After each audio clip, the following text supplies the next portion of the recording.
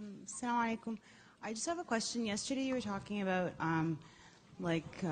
just polemicist traditions of like wanting to argue with Christians and Jews and like these debates, and how that's kind of, I think, like traditionally we like to do that. So because historically, like sometimes people got into those debates, but then they just kind of accepted the fact that no one's necessarily going to come out of the debate in a different religion. How can we, especially on campuses where you have like a lot of like Dawah and like, which is really good, mashallah, but sometimes it does have that kind of underlying motive. So how do we kind of pull ourselves away from that need to do that? Because it's not really necessarily necessary. Yeah, well, I mean, it's a good question. I think a lot of the problem, bismillah, a lot of the problem is Muslims have been so attacked for so long, and we've been kind of the brunt of this Christian onslaught, making fun of our religion, saying things about our Prophet ﷺ. And there is certainly a certain type of Christian that indulges in that. But if you look at the Christians that do that, they're like the Muslims that do the same thing on the other side. They're uneducated. They're usually very provincial in their outlook, and they're pretty much against everybody. So it just, you know, the Prophet ﷺ was very gentle with people. He أدعو إلى سبيل ربك بالحكمة والموعظة الحسنة وجادلهم بالتي هي أحسن. I mean, even the ulama say those three are different types. Imam al-Ghazali says they're based on the different types of people. You know, there's an interesting, how many people have read Malcolm Gladwell? A lot of people, huh? Did people read The Tipping Point probably? How many people read What the Dog Saw? Less. Yeah. Anyway, Malcolm, does anybody know about his friend, I think his name's Charlie Moskowitz, the food tasting guy? Spaghetti, ragu spaghetti, prego. You know, this guy, he's a psychophysicist, these people that do metric physics, where they measure things, and they're used in food industry to get the right ingredients in processed food. You have to have exactly the right. It's why Starbucks coffee tends to taste the same wherever you go in any Starbucks, because they do it based on these psychometrics. But anyway, Moskowitz, you know, they wanted to make the perfect Pepsi, and Moskowitz realized, took him a while to realize it, but he realized that there wasn't a bell curve. It just didn't work. You didn't get this dominant group of people in the middle. The plots were all over the place. And basically what he realized is that people tend to fall into three categories. It's very common. And these categories are mentioned, even the believers fall into three categories. The ظالم لنفسه مقتصد وسابق بالخيرات ثم أورثنا الكتاب الذين اصطفينا من عبادنا. We inherited the book to those who we have chosen from our servants. فَمِنْهُمْ ظَالِمٌ لِنَفْسِهِ. Among them are wrongdoers against themselves, but yet they're still chosen. And then amongst them are the muqtasid, the people that are middle. They do good, they do, and then the sabiqu bil khayrat bi'idhnillah, then there's the outstrippers. All of those, you know, the believers make up those three categories. One of the most beautiful books, I think, ever written in the history of Islam was a book called Sunan al-Muhtadin by Sidi al-Mawaq. And it's really, to me, one of the most important books that I've ever read. And it's based on that verse. And what he argues is that Amr bin Ma'ruf and Nahi an al-Munkar, when you enjoin right and forbid evil, it should be based on recognizing these different categories of people. So when you speak to somebody who's dhalimun li nafsi, you don't use the same logic of the person who is sabiqun bil khayrat. He says if you have somebody drinking alcohol, he'd be better off, like teach him a musical instrument. Because he says that alcohol and music are very similar, and they are. And that's why they often go together. And if you look in the hadith about condemnation of music, almost every single one of them has alcohol in the same hadith. Because as we know, even in this culture, music and alcohol tend to go together. People go and they get high. They go to the concert or listen to music. They have their drinks. You know, that's part of the whole experience. So he says, get them doing this. Or, like Ibn Taymiyyah when he was with his students and they saw the men playing backgammon, and he said, no, leave them. He said, if you take that away from them, they'll start backbiting. So in other words, it's a good thing for their level. But you don't want the imam or the hafiz of Quran sitting around playing chess all day long. Right? So that type person, you should tell them, you shouldn't be playing chess. But another person, it's actually a good thing for them. And that type of fiqh is unfortunately very rare in our community. But Sidi al-Mawaq wrote an entire book based on understanding those different qualities. So the Quran, when it talks about da'wah, it has 3 different groups. Call with hikmah, with wisdom, and because there's a certain type of people that you need an intellectual discourse. Because hikmah here is using the intellect. Hikmah in pre-modern formation was the highest level of knowledge. You had science, understanding, and then wisdom. That's the highest. Science is like information. It's what you get on Google. Science is knowing the rules of grammar.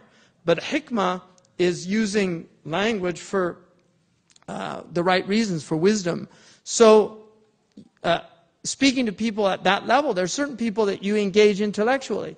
And then there's certain people, the maw'idah, it's more emotional. You speak to them at more of an emotional level because they're not as rational. I mean, Dr. Ramadan kept saying, set aside your emotions. Right? Because he's like a rational type person, but the majority of people aren't rational, and they're not going to set aside their emotions. Most people are very much in the emotional realm. And those type of people, you have to speak to them in a certain way. And then also knowing temperament. Right? A lot of us don't think about temperament, but the amzija are real. People have different temperaments. Traditionally, in the Islamic tradition, you had 4 temperaments. The Safrawi, the Saudawi, the Balghami, and the Demawi. And like each person has an underlying temperament, and then they usually have a secondary temperament. And these define your personality. So a Safrawi person, they get angry easily. It's just their nature. And you might be one of those people, but people in your family that the slightest thing sets them off. And then you have a Balghami person who's just like, you can hit them over the head with an axe, and they're just like, it's okay, man, I'm fine. They're just, everything, it's all mellow, and I'm fine, everything's okay. What's everybody so upset about? Right? And then you have Demawi with very cheerful personality, very outgoing, open. And Saudawi is a melancholic, they're more sad, they tend to be more academic, a lot of sadness. I mean, there's people that are just sad. It's like, why are you sad? I don't know. They just say that to you. I don't know. Just feel sad. It's actually a mizaj. It's their... Now, the nice thing about knowing about the amzija, and Imam al-Ghazali says, you have to know the amzija if you're going to teach. He actually says it's a condition of being a teacher. We've got teachers with kids like that in their classrooms, and they don't get it. That you can't talk to Safrawis in certain ways the way you talk to a Saudawi or a Balghami or a Demawi. We call these in English, they're called melancholic, sanguine, phlegmatic, and choleric. Those are the older terms. But, they're real. The amzija are very real, these temperaments. In fact, Shaykh Abdullah bin Bayya, when we were in Kuwait, he said something a few years ago that just really amazed me. He said to me, we were just sitting talking, waiting in the airport, and he just said, he said most of the troubles in the world are actually, he said, mashakil al-amzija. They're just problems of temperament. They're people's temperament. I mean, even like people, like you have people, they say, Sufi people are always ragging on Wahhabis, Wahhabis are always ragging on Sufis. But the truth is, if you get a Wahhabi Balghami and a Sufi Balghami, they'll get along fine. And if you get a Safrawi Wahhabi and a Safrawi Sufi, they're going to start fighting. It's just temperament. I mean, I have good friends in Saudi Arabia, Medina, and they're not, they're Salafi, they're friends of mine. I mean, I go visit them when I go to Medina. They're teachers at Medina University. They like me. They know my background. They know where I studied. They know who I studied with. Do you know? And they're fine. They're just, because their mizaj is fine, they're not a problem. But then you get this guy who's foaming at the mouth, saying you need to correct your aqidah. And it's like, what's your problem? And the same is true on both sides. It's not just, they're all bad over there. No, on both sides. You have polemicists and all these people. And, it's amsija. Like, I generally like people, my nature. I don't box people in because somebody's like this, that, or the other. That's not the way I look at people, because to me those things they change. You can be in one state of mind and then you see them 5 years later and it's a completely different state of mind.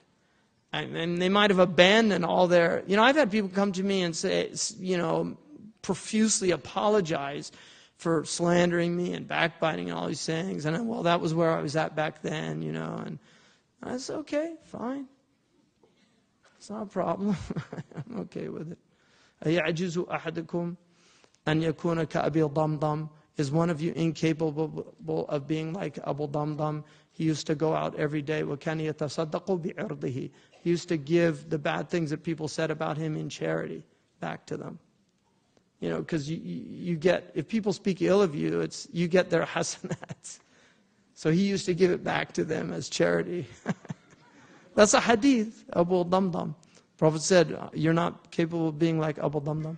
So, in da'wah, you have to really be aware that there's different types of people that are going to react differently. It's not, you can't do this speech that you give every single person you meet. Right? You've memorized this speech, and then it doesn't work like that. Some people you need to talk to a certain way, other people a different way, and that's wisdom, knowing to do that. And then the whole idea of having to prove you're right. I mean, what a sad state of affairs if you're always having to prove you're right. My religion's better than your religion. I mean, just alhamdulillah, you're a Muslim, you should be happy. And you should want for others what you want for yourself, that's true. But if they don't want it, don't shove it down their throat. I would want to share my religion with other people, but I know there are going to be people that they're happy with what they have. And there are people, I guarantee you, look, there's people that are Christian right now, they're really content. They have peace of mind, they go to bed with peace of mind, they're happy. Their religion's working for them. And you say, oh, they're mushrik, they're going to hell. Well, first of all, you don't know where they're going, right? You just don't. But second of all, they're just not looking for something. But if you meet, there are many people out there that are genuinely looking for something. They're really looking. They want to find the truth. And if you can help them on that path, then that's wonderful. But this might not be the truth they're looking for. May the best da'wah win. So I just, I would really be careful about polemics. One of the students I had years ago,